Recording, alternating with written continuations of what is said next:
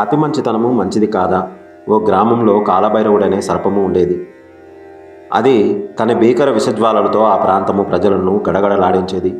ఆ దారినే వెళ్తున్న ఓ మునీశ్వరుడు ఆ సర్పంతో, ఇంత భయభ్రాంతులను చేయడం ద్వారా ఏం సాధిస్తావు?